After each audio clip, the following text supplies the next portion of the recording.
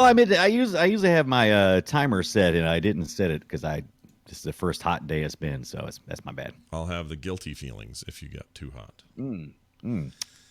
Oh, don't worry. If I get hot enough, I'll just turn it on and press the mute button. A lot. Oh yeah. A lot. All right, here we go. It begins in 3, 2, 1. Another visitor. Stay a while. Stay forever. This is The Boop Show for Monday, April 29th, 2019, with Scott and Brian. Yes.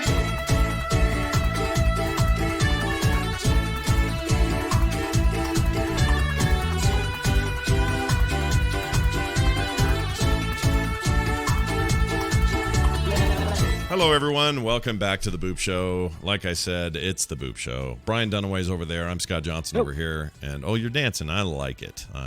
Oh, hi, Scott. I missed you last week. Yeah, I missed you too, man. It was weird. It was a weird week. Went to Vegas from Thursday until last night and had a blast. It was very fun. Lots of people saying, I love The Boop Show. Keep that going. Zippity-doo-dah. A lot of people going, yeah, that Brian Dunaway, he's a hoot, that guy. And they were all good. I think you're a hoot too. Hey, zippity doodah! What happened there? Was like a lot. Was there like a Song of the South reunion down there or something? Not quite. Vegas? Oh, is that what that's from? I didn't realize that's what that's from. No, you're. I'm wrong. That's wrong. It's zippity doodah. That's from Mary Poppins, isn't it? My what a wonderful day. Wonderful day. Slipping in monkey. Disney. I knew it was a Disney thing. Yeah, it's something like that. Well, it's Is there a Mary Poppins game? I'd play that. Would you? Yeah, little. You got to pop up the umbrella. I don't know if I would play it. Little Mary Poppins sim. I'd play that. I might play it. Like you could talk me into it. What would you do in that game? What would be what's the genre? What do you do? Harry Potter style or what? What are you doing? That's a good question. I think Harry Potter style. I would Lego Mary Poppins. That'd be great. Ooh, okay. There you go. They do those already. They make the Lego games. They just make one of the Harry Potter universe or the Mary Poppins universe. Is that called the Mary Poppins universe or is it called the May Pop universe? May Pop. Right.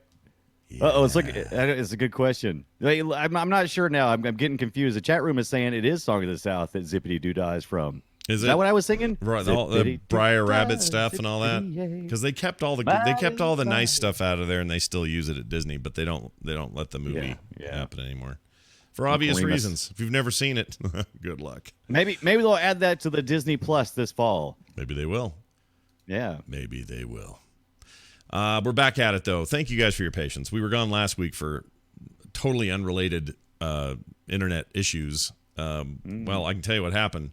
And it was really frustrating, but it hosed this show and something else later that day. What else did I have that night? Anyway, stuff just got hosed because we have a lot of new construction out here, a fast-growing part of the city, lots of new homes, lots of stuff going up. And as a result, I don't know, about 3 blocks that direction, somebody cut a fiber line that fed both the major ISPs in the area and took it down. So that was a good time. And jerks. You know what that sounds like? That sounds like something Robotnik would do from Sonic. It does.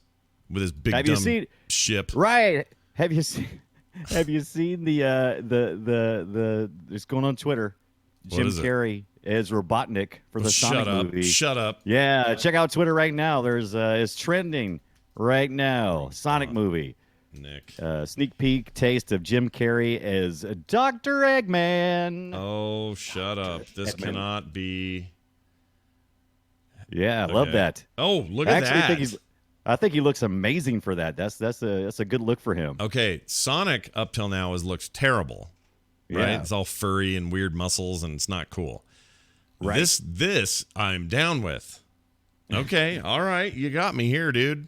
I was going into this expecting garbage. This is actually not bad. I mean, I still have kind of the opinion that you don't want to make a Sonic movie in the first place.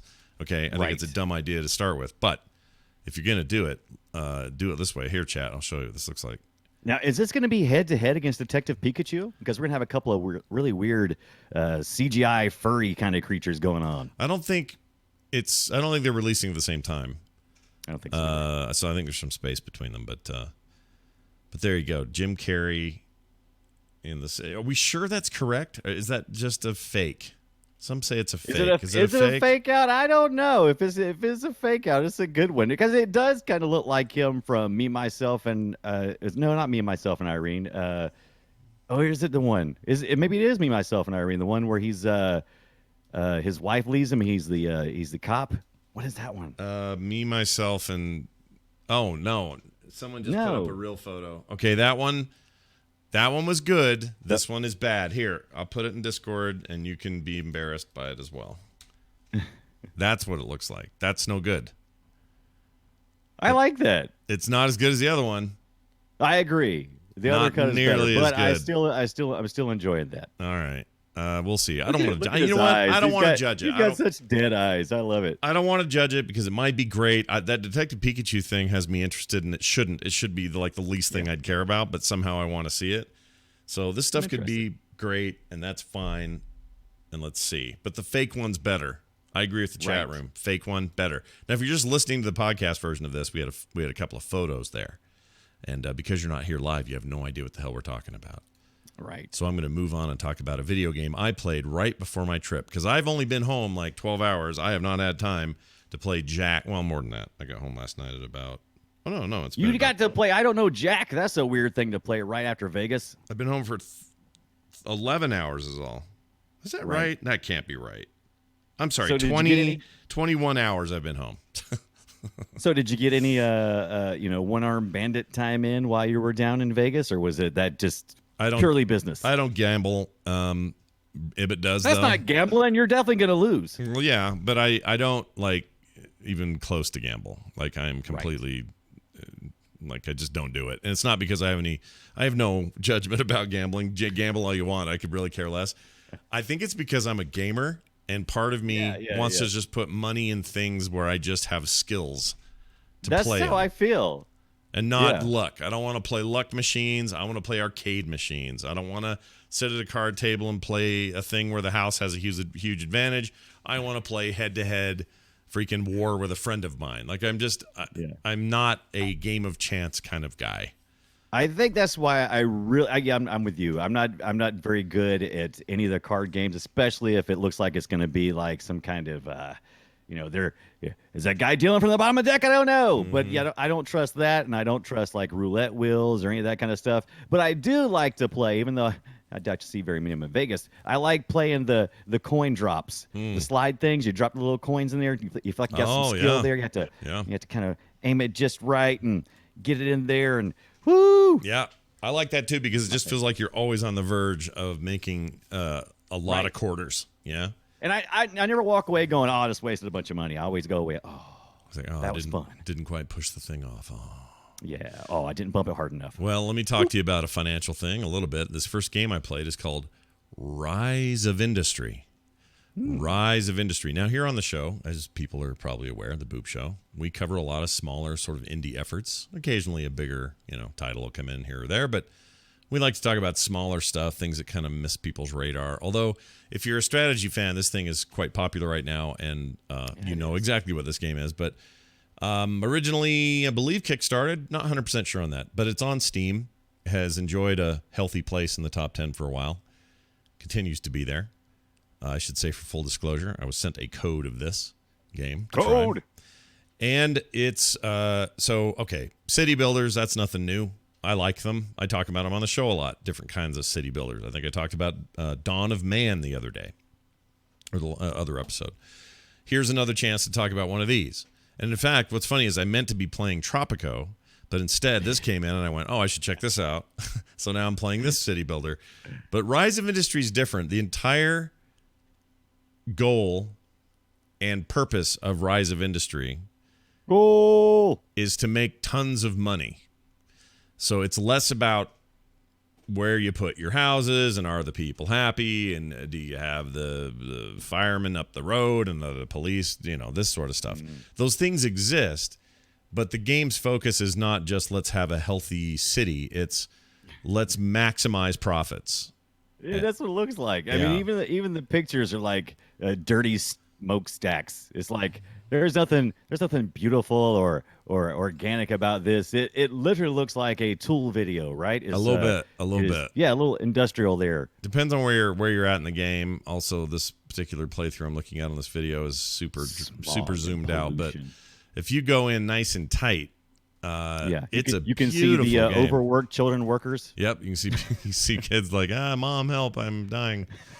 But it is very much a city builder, again, focused almost entirely on profitability.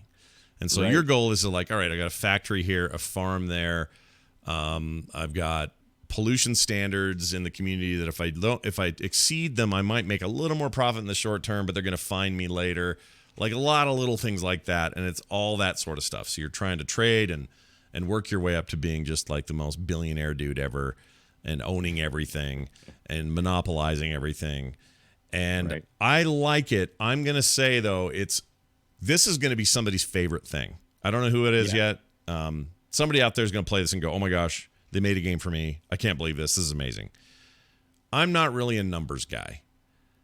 I think numbers are important and all around us, but I think they're boring. And so I don't think this game is boring. I think there's enough here for even just city builder fans in general. I love the look of it. I'm a huge fan of the interface and the look. I think it's beautiful. But I'm with you. This looks like it looks very dry, which is fine, and it's really gonna hit some people. But I think they should have went with a maniacal kind of, like a Mr. Burns kind of, just evil, almost just evil. Well, there's a little bit of that thematically in the intro and stuff, right? But they don't really lean into it. In fact, it's funny. The soundtrack is very reminiscent of that 2012 or 2013 SimCity reboot that was so disappointing, but had that amazing soundtrack.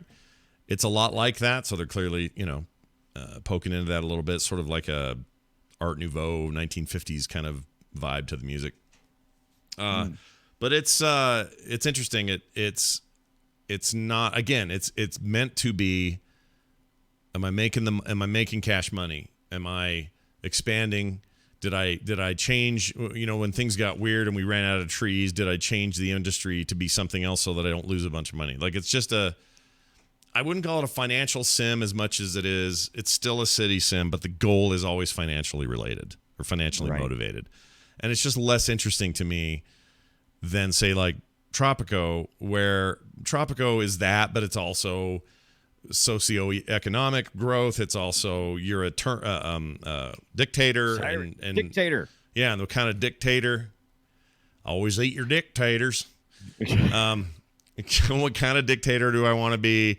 I want to be good to my people, bad to my. Like, there's a lot of other nuance to those games where their focus isn't so narrow. Do I want to be a much beloved dictator, or do I want to? Yeah, this looks very. It's very industrial. I like it. But I'm with you. It might not be our cup of tea, especially being served from the developer, the Dapper Penguin Studios, which I like. I like that name. It conjures up some really good imagery. I dig that. Yeah. They got a demo. I might try that. Oh, yeah, you should try the demo. You should give it a shot. Yeah. See what you think. And if not, $25 on it's reasonable. Steam right now. It's reasonable, especially if you're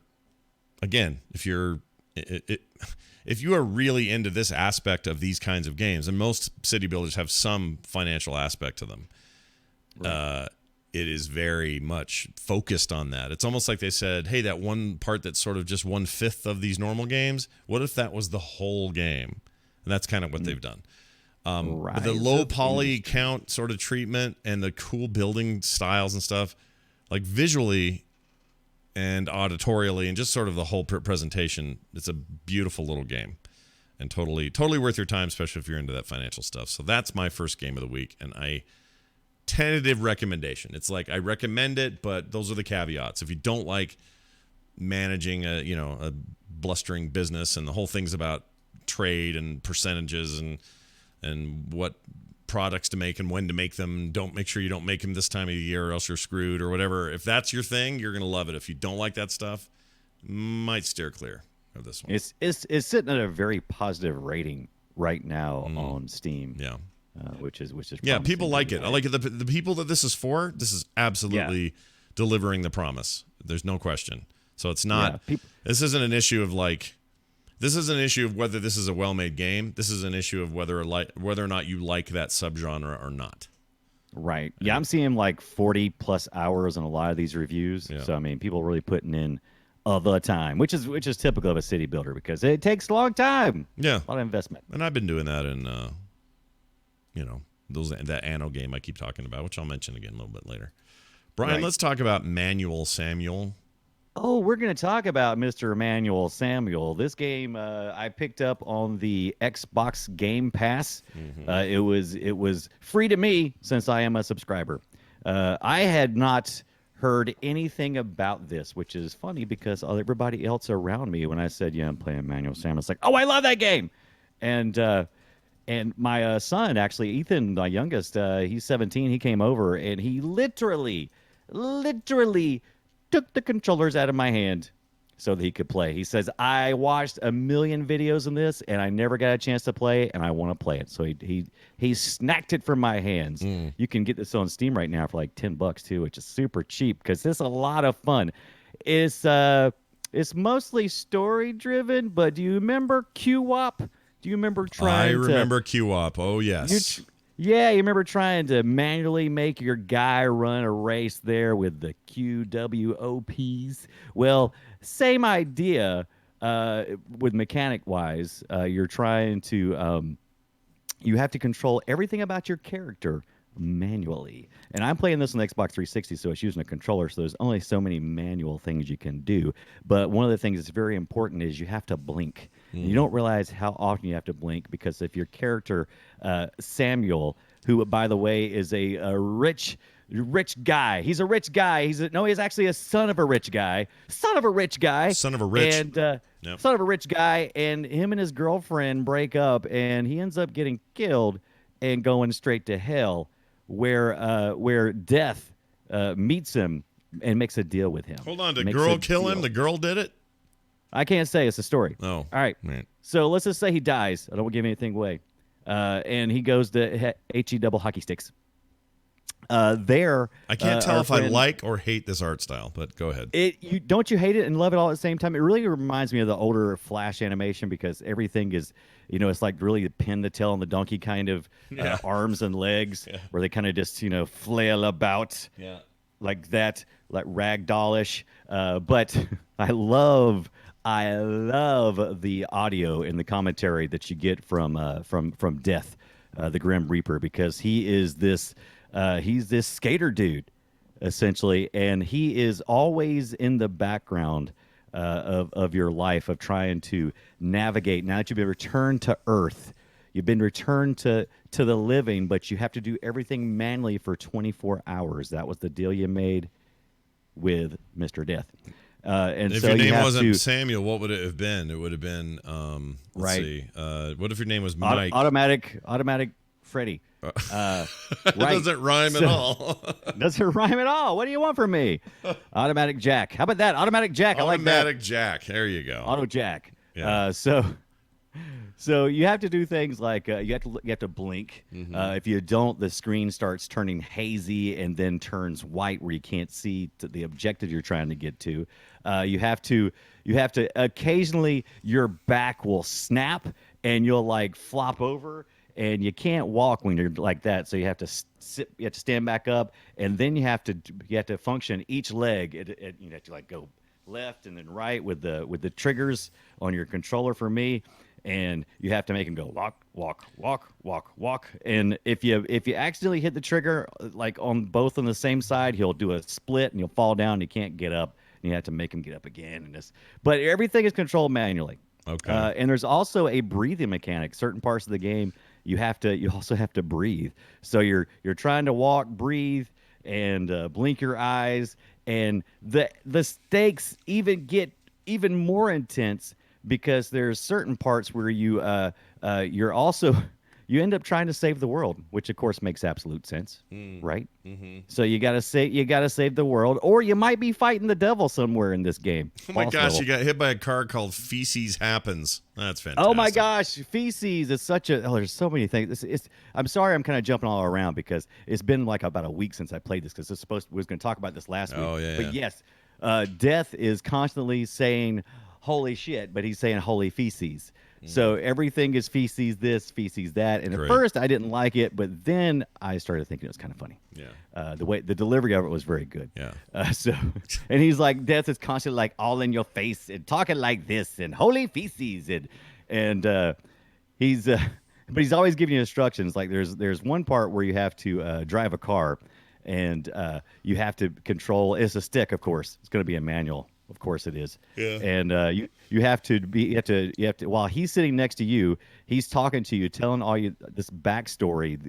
The Grim Reaper is, and then he'll occasionally tell you left because there's like it's like old people walking out with walkers in front of you, and you have to like swerve to not hit them. If you hit them, then your car goes back down to zero, and it takes forever to get through that stage. You don't really get penalized other than things taking longer. Oh, it And would you have want been to Automatic Albert, by the way, would be the name for Automatic Albert. That's yeah, it. Yeah. So this is Manuel Samuel instead, because everything is manual, and you're a spoiled rich kid, and you have to go to your dad's shop and pretend like everything is normal. You have to go about your day as though it was normal.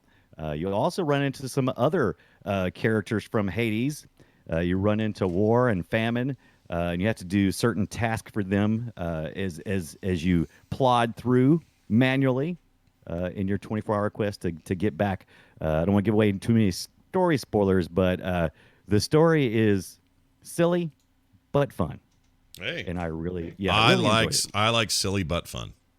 Silly but fun. This is developer is Perfectly Paranormal. This game's been out since probably about 2016, I think. So it's not brand new or anything, but it was due to me because they put it on Game Pass and it was free for me with my subscription to that service on Xbox. I have a very vague memory of the name of it, but I couldn't remember Right. if I'd played it. Now I know I haven't played it, but I do remember the Oh, name. you should definitely play it. Okay. There's hours of fun to be had. And Satan's Holy pretty cool. feces. How's Satan? Is he cool? Do we have a cool Satan? No, Satan's not cool. Satan was the reason why I had to freaking stop playing because I couldn't get past it. Oh. For some reason, I don't know if it was the port to Xbox, but I had pretty good success with controlling Manuel Samuel, but there's one point where it seems like my timing is off, and I'm not sure where that lag is coming from. If it's because of the port, if the game was designed that way, but I've had some frustrations with either controller lag or something since on certain games, especially certain ports. They're usually like That's weird. elsewhere and then make its way over to. That is so I weird. don't That know. shouldn't be a thing. That's really weird. Well, that's what I think too, and I got very frustrated because I spent like probably a good 45 minutes trying to pull off a move to smack Satan just once, just so he could say, all that for a drop of blood, but I couldn't do it, and so eventually I did get him like once or twice, and but that only like took just a little piece off his health bar. And I'm like, this took me like 45 minutes to do. It's going to take me freaking 3 hours to kill this guy. Yeah. Well, But and you it's a lot got to of do it fun. manually. All right, well, check that one out Manuel on Game Pass. Samuel. Available now. My next game is a game called Forager, and it's for the PC. Now, what I like about Forager is it's a very simple game. There's not a lot going on here that's super complicated, but it was made by this dude. One dude made it. A single dude. I always am impressed with that. So I often will play an indie game if one guy made it. That impresses me. I want to see what he's up to. And in this game, you forage because it's called Forager. You're this little ghost-looking white character. I don't know what to compare him to, but this adorable little dude. And you create a game, and you start chopping trees and axe picking rocks and picking fruit. Oh, he looks like a marshmallow. A little bit, kind of a little marshmallow man. And your goal is to build a furnace. First thing you want to build is a furnace, so you got to get some quick parts to do that. And it's just on this little island, almost like a big puzzle piece. And on that island, you chop the trees or you bang on these rocks till they explode, and then you get all the pieces of it. And then there's, like I said, fruit trees, which you can use to health up because you lose stamina over time and you need fruit to get you back on track. and you level up during this process. Also, just like my intestines. exactly. Now, if it seems like you've chopped everything down and mined everything that's possible, you'll notice that that's not actually true, because new stuff will spawn on the island. And like just now in this video, I don't know if anyone saw that, but the little fruit tree spawned as soon as I cut the tree down. So there's like a minimum amount of resources that'll always be here, but they're not always the same ones. So if your goal or one of your quests is to build iron for something, then you want to get the stones that have little iron shards sticking out of it. They're blue for some reason. And then when you go get all those iron bits, maybe something else spawns. Sometimes gold, sometimes other iron. Sometimes it's just stone, or a tree will spawn there, whatever. Dude, stone. But you just kind of have use a controller or a keyboard and mouse. But you just I have this on PC. But you just kind of go around the island and do your schmoo, and then eventually you're gonna have enough parts to build items you might need, like a furnace, to then start smelting things. So you build a furnace and you plop it down, and now you got a furnace, kind of Minecraft He who style. smelt it dealt it. Is that what we're hearing? He who dealt it smelt it in this case. So you use the thing to cook up whatever you need and craft what you need. There's other crafting devices, and then materials, and then combinations of those materials. More unlocks as the higher level you get, and you level or get experience every time you chop something down or do anything. You get XP for it. What happens if you stick the forager in a microwave? He pops, or he melts and turns brown. Right.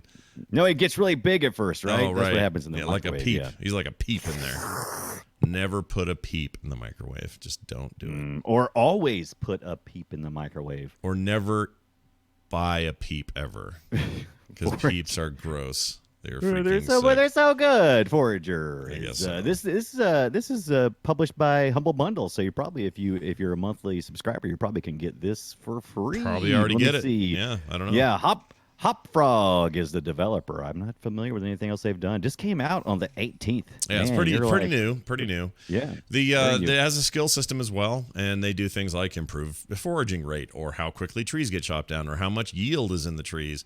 Like a lot of little upgrades and things, and you can spend those points. As best I can tell, you can kind of get everything eventually, but there's areas of focus, so you can kind of min-max if you want to and figure out your best stuff. Now, I've not gotten far enough to know how to expand to another island or add another chunk of land. I think you just outright pay for it when you have enough gold, or currency from making all these things. But it's just got this fun little loop. I came away impressed with it, even though it's just real simple and goofy looking. I like it.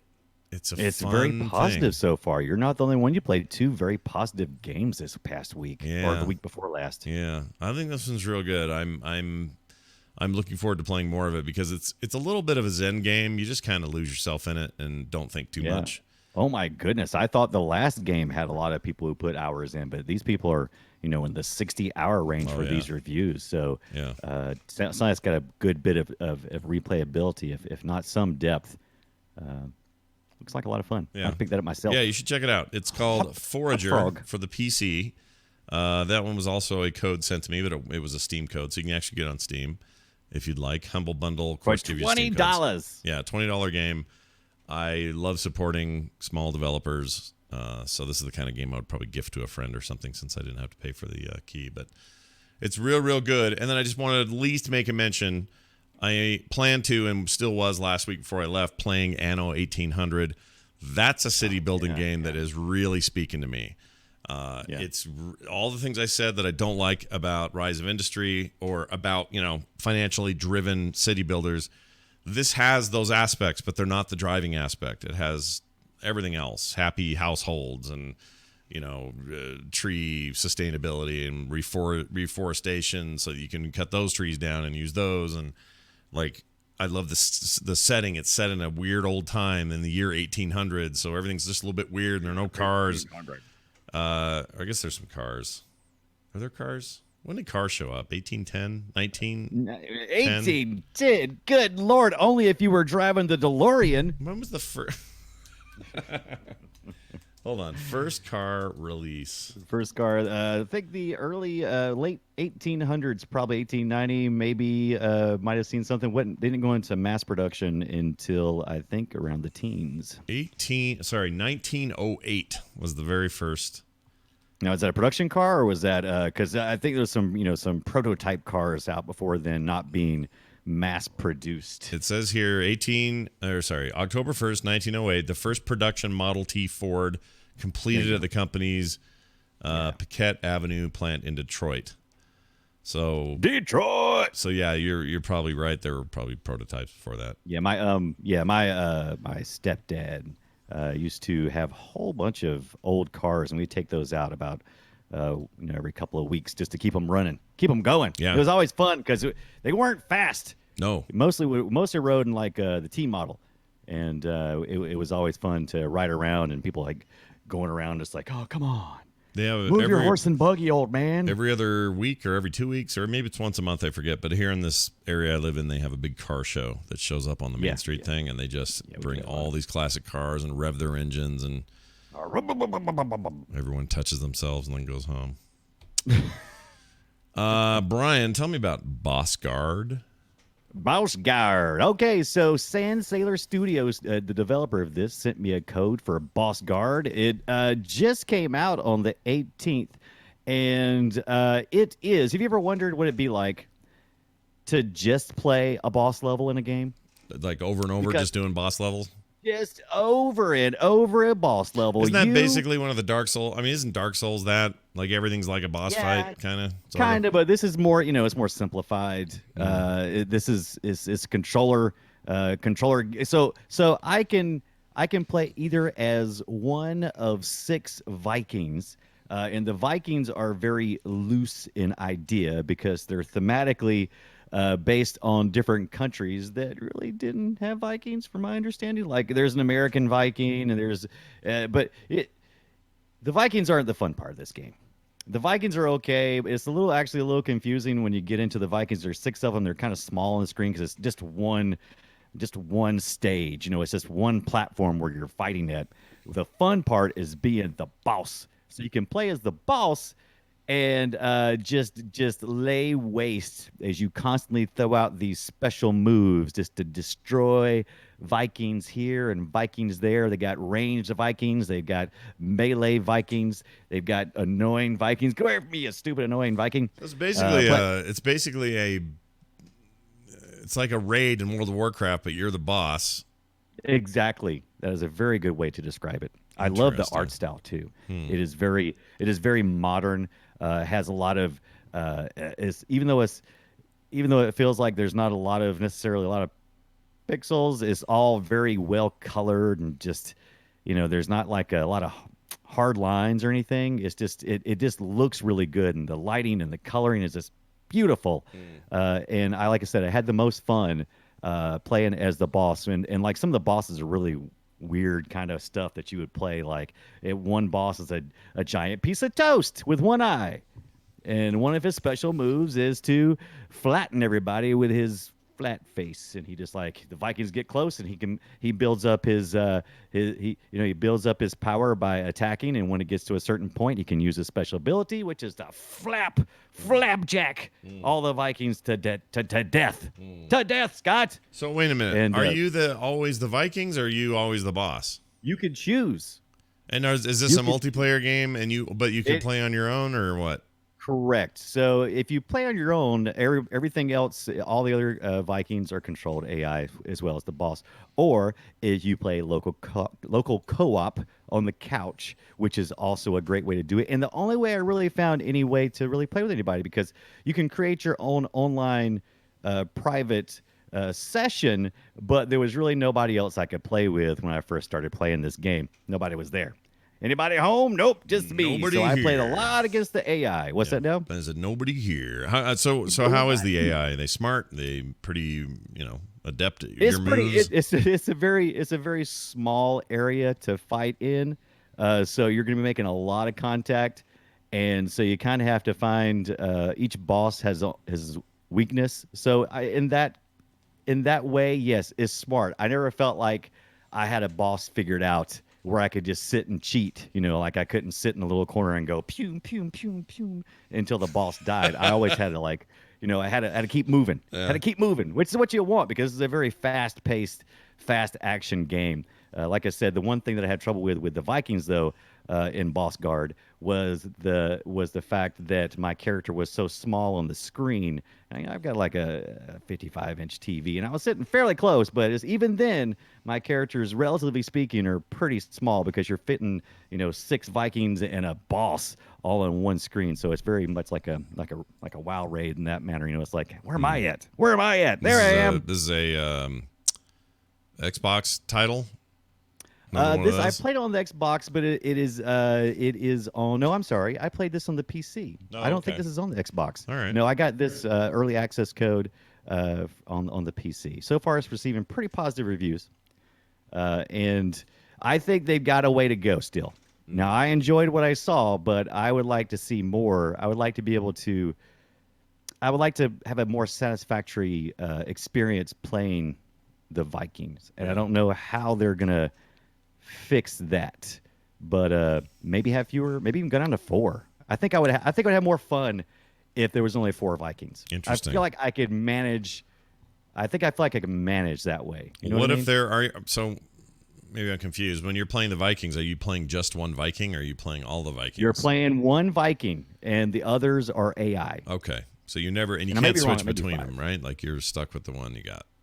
Right. Well, yeah. During that round, Okay. until and you can die multiple times. You come back, and you also can build up special abilities. Different Vikings have different abilities to attack, and it's a 1v5, so asymmetrical multiplayer game. So I keep saying 6, but it's actually 6 total players, and there's 5 Vikings. But like I said, I think 3 Vikings would be plenty. But what do I know? Somebody else may be out there having fun, going, "No, Brian, 5 is the perfect amount of Vikings." This just reminds me of like Dead Till Dawn, or what is it? Not Dead Till Dawn. What's the one where you? Oh, yeah, you talk about the Dawn by Deadlight. Dead by Dawn, Dead by Daylight. There you go. So it's like a bunch of you are survivors, and one of you is playing the bad guy. Okay, similar idea. That is, and that's the idea. And the fun part, of course, just like all those other games, usually like the same. I had the same complaint about Friday the 13th. Is is 1v. The boss versus the other players, and it's always fun to play as the boss, and everything else seems to suck to me. But I did like playing as the boss, and it was a lot of fun, and I have revisited it many times this week. And the devs are pretty good about jumping on and playing. There's like a Monday meetup just like last week, I believe.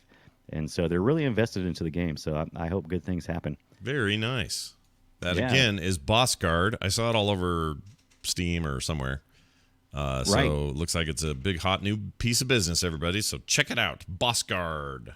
Bossgard. Sounds like food or something, doesn't it? I'll have some Bossgard. Yes, Bossgard. By the way, it's not like Bossgard, like G-A-U-R-D. It's Bossgard, G-A-R-D for that guard. Yeah. Guard. Bossgard. Guard. It's kind of cool, I guess. All right. Hey, check this out. It's me, Mario. Time for us to play Guess My Game.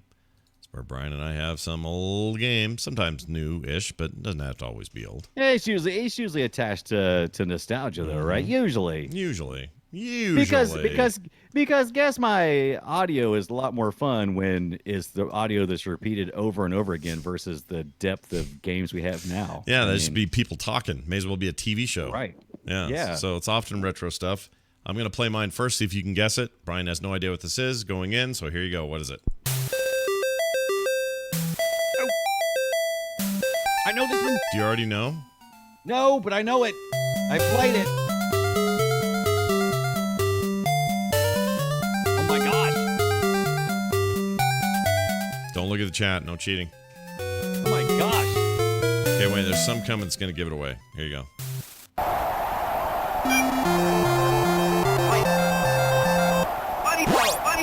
Oh, there you go. Body blow. Punch Out, man. Is it Mike Tyson Punch Out, or is it just... It is Mike Tyson's Punch Out, the arcade edition. Well, no, wait. It was the home one that was Mike Tyson's, right? Yeah, I think you're right. So yeah. mine's Punch Out. I guess it's just plain old Punch Out in the arcade. I forget. They had so many versions of it. And now I think they re-released it back to the arcade as well, didn't they? As Mike maybe, Tyson's but the punch-out. Mike I could be wrong. Tyson when that Mike Tyson license went away, they quit putting them in them. Like even you get Right. the NES Classic, and I don't think Mike Tyson's in that thing. Right. Yeah, it's just Glass Joe and everybody who came after him. Glass Joe. I love Glass Joe. Glass Joe's great. I always loved it. I love the originals or the older ones where your character was a wireframe. I kind of got disappointed when in the later stuff they started, fully rendering your characters. Chat room says they're making a remake of Punch Out. I thought they just did one for the Wii I did U. too, but I guess it was kind of years ago, wasn't it? Because it's for the Wii. Yeah, well, it was Wii U. Punch Out, Wii. I mean, it was Wii. Ooh. Punch Out, Wii. Oh, Wii you're right. Punch Out. You're right. It was Punch Out for the Wii. You're totally right. So it's time, I guess. Yeah, it's been years, man. That was years. a cool remake, though. It was actually really good. Oh, yeah. I enjoyed it. It was a hell of a thing. Glass Joe's in that as well. I love all their dumb characters. And you could fight Donkey Kong in that thing, I think. Oh, could you? Yeah, pretty sure he was one of the, not bosses, but, Ouch. somebody to fight, someone to fight later. All right, Brian, I'm going to play yours. Let's see if you can guess, or if I can guess. Here you go. I'm going to guess my own game. Here it goes. You probably know exactly what it is. All right, here we go. Ooh, it's very quiet. Oh, turn up something. Why is that so quiet? Is that as loud as it goes? I don't know. Let me see what's...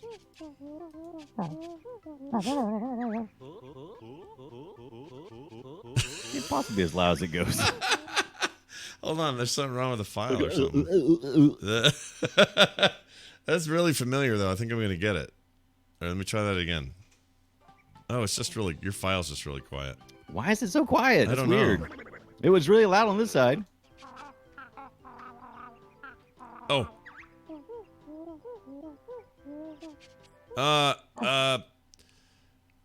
Don't look in the chat room. They're already getting it. Banjo Tootie? There you go. Banjo Tooie. Banjo Kazooie. Yeah. Oh, Kazooie. Kazooie? Yeah. Kazooie. Yeah, Kazooie. Because later they had the Banjo Tooie game or whatever it was called. Right.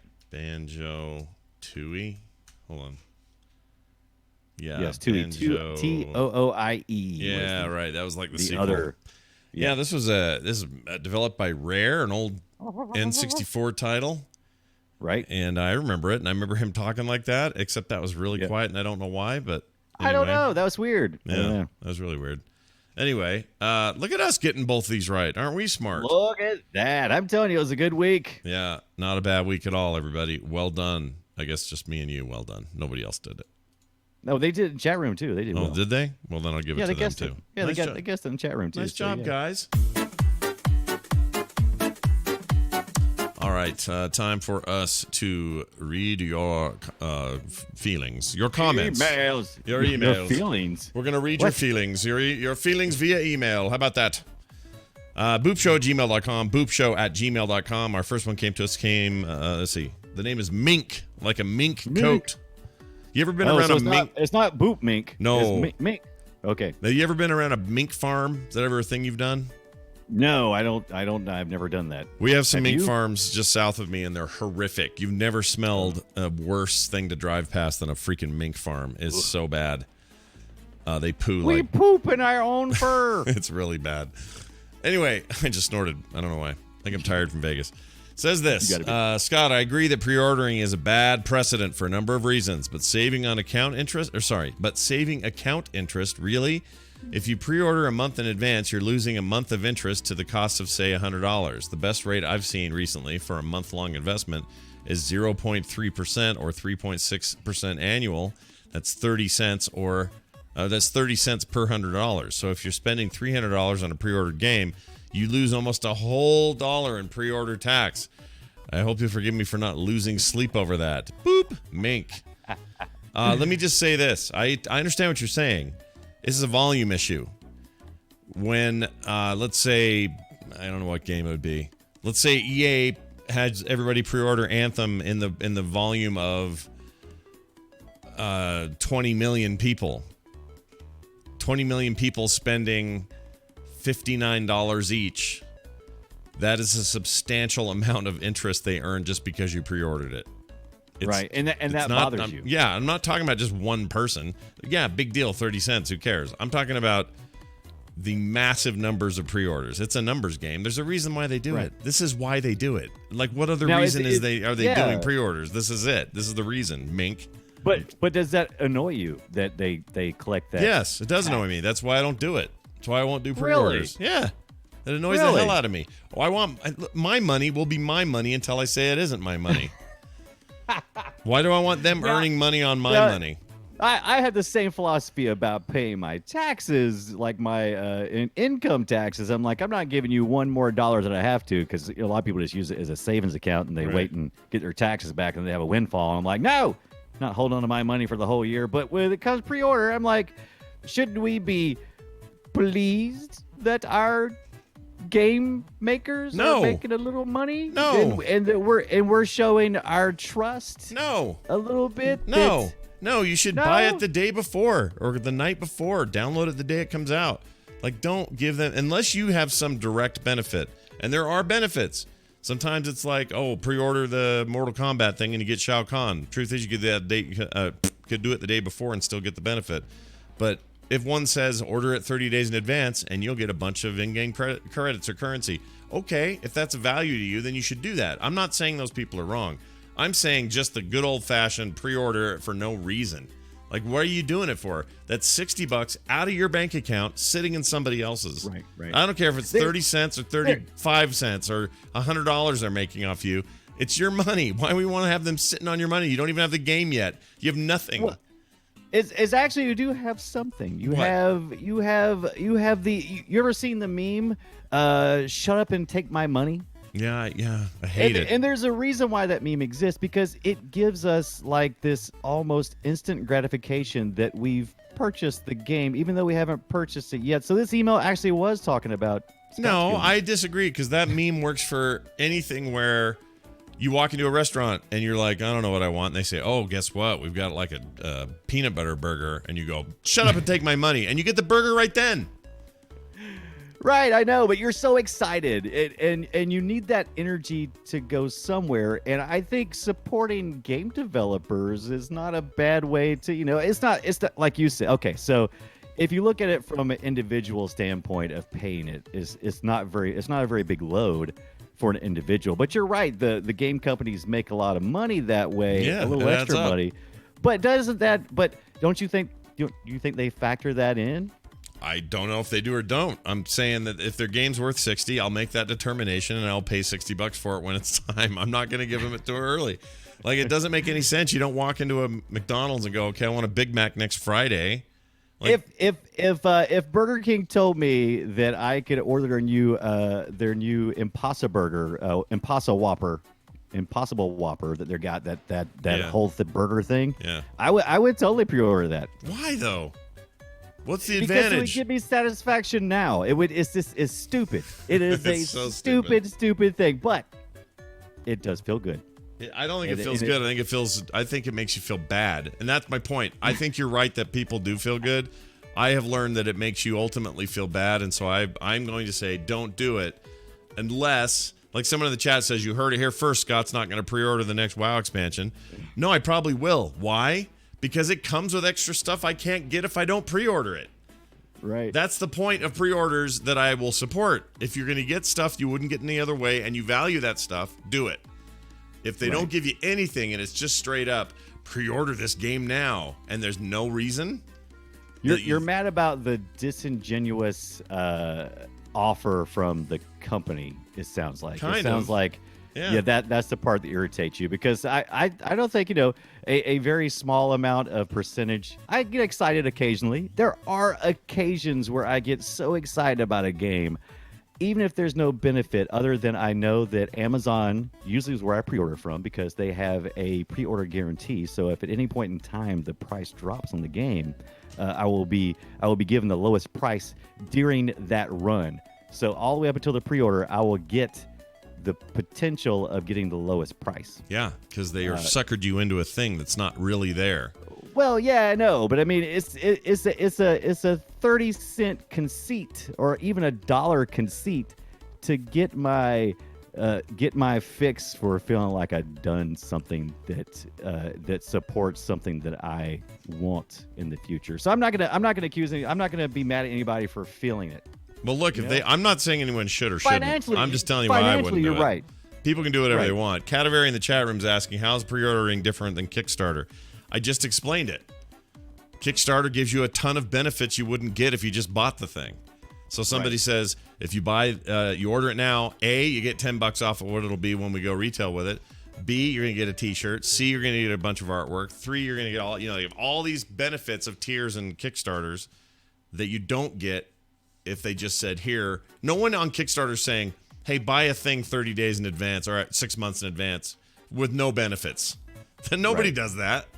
So it is different than a Kickstarter. You It's know, not the I same. think we've kind of become jaded as game purchasers. And it used to be that I think we rooted for some of these companies, and we still do. I think, but I think there's a little bit of bitterness there too, isn't there? A little bit of bitter. And by the way, I'm not, like in Cadavery's case, I'm not reaming on you. I'm just talking about the question. Oh no. Yeah, no. I don't. It's a fine question to ask. This is a great debate. It is. Free Hotel Room says if EA makes more money one way, they don't have to make money other ways. If they need to raise more money, they will raise the price of their games. Raising the price of a game costs Scott Johnson more money. Untrue.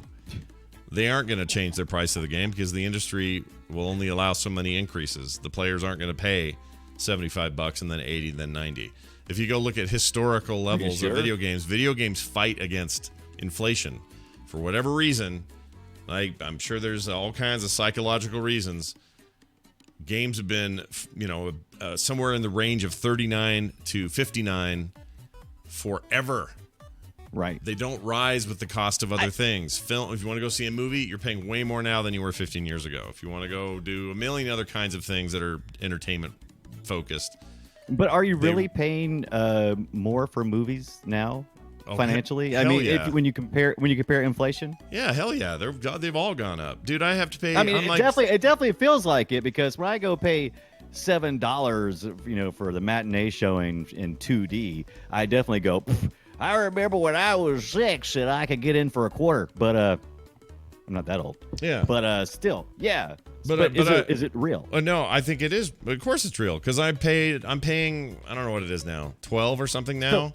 I paid $8.50 a few years ago. I paid $6 a few years before that. Like it goes up. Okay, so I just as a thought experiment, I haven't looked at any of the numbers, but I do happen to know that the highest grossing film adjusted for inflation is Gone with the Wind. And so I'm like, are we saying that more people went and saw that movie because our population wasn't as big in the U.S. during that time? Did more people go see that movie than Endgame or anything else? No, that's not right anymore, is it? Let's see. All-time box office adjusted now, for... that's just domestic. That's not worldwide. No, worldwide changes everything. No, you're right. We're talking just domestic. No, you're still right. Gone with the Wind still, if you adjust the gross, $1.8 billion. Unadjusted was only $200 million. Right. Star Wars at number 2, $1.6 million. Sound of Music, $1.2. E.T.'s up there. Yeah, you're right. You're totally right. Yeah, more people went. But if you have more people going, I don't know. There's other factors. My point is the prices still go up. So look at the difference there. 1.8 million as opposed to 200 million. Right. That was 1939. I mean, that was a long time ago, but let's look at Star Wars. 1997, $460 million was the domestic take. 1.6 billion now. That tells you the difference in a relatively not that, 30 years ago. Right. So, yeah, movie tickets go up. Video games though, they don't go up. No, they've been pretty solid. I mean, they go up they go up pretty slow. Pretty slow. Let's see. Do video game prices go up? I don't want to talk out of my lane here, but let's see. It feels like it, that's for sure. Video games may soon cost more. There's always talk about how they're finally going to go up. Of course it's going to cost more. Everything costs more. But this is why those businesses, why those publishers and those developers work on other ways to do post-game revenue to extend the life of the game's revenue potential. Right. So they put loot boxes in them, or they put microtransactions in them, or whatever. That is what this is. That is to Imagine- answer this very issue. Right. Imagine the time investment difference between a AAA title now and Atari's ET. And then adjust the sales and inflation and compare that to the amount of work that was invested in that game comparatively. I bet it would blow your mind. Well, I mean, that game was just one dude, though. They heard that. Right. Exactly. That's what we're talking about. Yeah. And on a cart. It's like, goodbye, cart. Yeah. Goodbye, cart. Need some updates. Ain't going to happen. Goodbye, cart. Hope we never see you again, unless it's Nintendo. And then I guess we're okay with it still on Nintendo consoles. We got one more email. That was a fun topic. Yeah, it was a good one. Topic. It was good. We got one here from Justin. It says, Scott and Brian, with the Epic Store entering the fray for PC game sales, do you see the future where Epic Store is Google Chrome and Steam becomes Internet Explorer, or do you think we will see everything just using both or multiple stores? Your friend from Arkansas, Justin. Well, right now, you already see this. Like, yeah, it is a preference thing, but I also use multiple browsers now for different things, for different purposes. So I use the Brave browser for most everything I do now, but I'll occasionally pull up Safari for certain things. I'll use Chrome for other stuff, and I'll use Firefox occasionally for other stuff.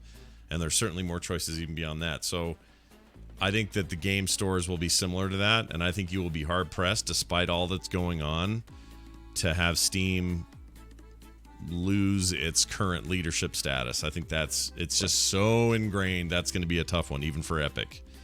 But it's possible because Fortnite will eventually fade, and if Epic doesn't find the next big things, that momentum is going to start slowing. Yeah, quickly, it's going right? to slow, and then you're just sort of left with whatever. I don't mind. I look at these storefronts as like web pages. I don't mind having multiple pages. I don't care. It doesn't bother me at all.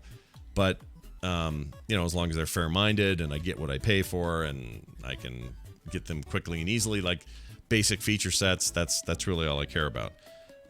But you could make the argument that if Epic really succeeds, they could be the Chrome of the future, while Steam is the Internet Explorer of its time, which had a huge lead and now has no lead of any sort.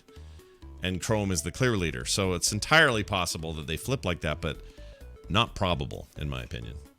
Right. I think Steam is losing no steam anytime soon. The chat room, Katavari is mentioning they. How about that? They would like to hear us talk a little bit about the City of Heroes stuff that's happened in the last 2 weeks. Have you been keeping up with the private server that was revealed for City of Heroes? Not entirely. I mean, there are a lot of people that want to make this a giant deal. I don't care about it that much. I mean, I played City of Heroes and I enjoyed it. It was a cool game, and the people who ran it and closed whatever they closed it. So I guess it's a weird take because people are mad at a community that was essentially hiding a server and just for a game that really, I mean, a lot of people still loved. City of Heroes, people still loved it. When the server shut down, people wanted to revisit it, and it's just not happening as far as that being released. Yeah, to the but public. private servers for old dead MMOs or even current MMOs, like WoW has classic servers to contend with. It's the same kind of thing across the board. People want their thing that they want, and so because someone won't give it to them, they're going to find the hackery backdoor way to do it. Right. And I don't have a problem with that, and I also don't have a problem with the companies who own the IPs shutting them down, because at the end of the day, they own it. And at the end of the day, the players are going to do what they want to do. So I don't really have an opinion. I don't actually kind of care. You have to protect your IP. Yeah, I know it sucks because they would too if this was their IP. These players that are all pro, let's have our big open server. They would be pissed too if they own the IP. Yeah. So I don't buy these arguments that it's draconian and the corporate this and that. It's just what you do. You protect what is yours, and if you don't, because you don't know when there may be an opportunity to reboot that franchise. You may have new leadership come in, and you may be able to do. But if you've already said go ahead, do what you want, then you have no recourse, right? If they get legit permission, that's cool. Yes. If the company responds the way Blizzard did and says, "Look, we'll go ahead and make WoW Classic," so now you got your classic servers, your vanilla servers. Like, there's ways to respond to this that can address that part of the player base that really wants this.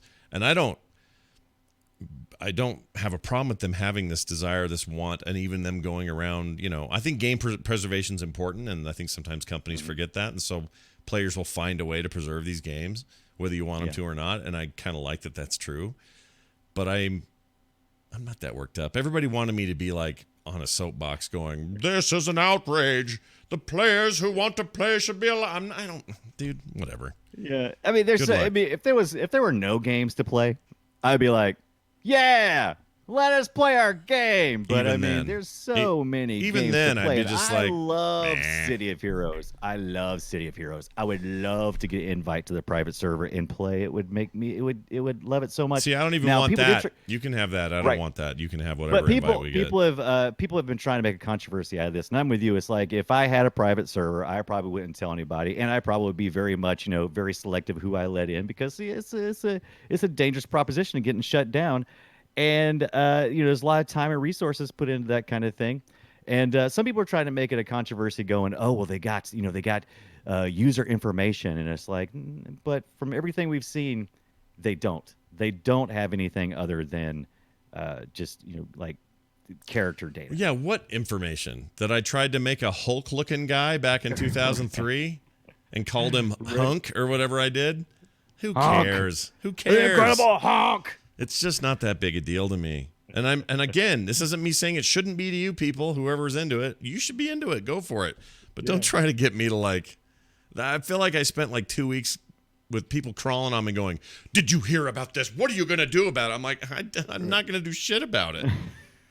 I got a lot of other stuff to focus on. I'm not going to. But I get the passion though, because it was a fun game, and I was very invested at the time. I totally get the passion. It's a cool game. I love the game. Yeah. I loved it at the time. It's hard to get momentum and passion going for your own particular thing on social media because there's so many people so passionate about so many things. I was bummed out that it got canceled in the first place. So I was too. I I wasn't playing it. Yeah, no, I wasn't. I mean, I was kind of done then too. Yeah, like I wasn't even actually playing it all that much, but I was sort of like, I'm all right. Right. Oh, that makes me sad. A chapter has closed. It has closed, like a big fat door, like a gaping door. That's it for the show. Thank you all for listening. Hey, a quick reminder or a announcement, I guess. There's a Discord now, and it's just for this show. Discord. I shouldn't say that. It's for this and Core. They're going to share it because it's all game related. So why not have a big Frog Pants gaming Discord, which is really what it's going to be. We're going to start out small. We don't have a ton of rooms in there yet. It's just a place for people to come out and meet. But you will find a link to it at frogpants.com/BOOP. If I haven't put it in there, I will right now. So some of you live guys may not see it yet, but it will go in before the show gets posted today. Again, that's at frogpants.com/BOOP. Just look for the Discord link, and it will be a permanent link. You can just join and hang out and be in there. Tell us your stories. Talk about the games you're playing. Ask questions for the show. All that kind of stuff. So that's coming up soon over there at frogpants.com/BOOP. If you'd like to leave us a voicemail, you surely can. 801-471-0462. You can also, what else? Oh, leave us voicemail or emails. Emails. Those are a thing. Yeah, those are fun today. boopshow@gmail.com. That's boopshow@gmail.com. And on Twitter, we are at boopshow. We also have a Reddit, boopshow.reddit.com. All right, Brian, is there any final words of wisdom that you can give our listeners? Yeah, don't look for my City of Heroes server. Stop. No, you're not gonna find it. It's not gonna work out. You're gonna spot me, man. Stop it. Yeah, quit creeping them out, you guys. That's gonna do it for us. Thanks for listening. Come back next time. Should be next week. We'll have a brand new show. Until then, bye.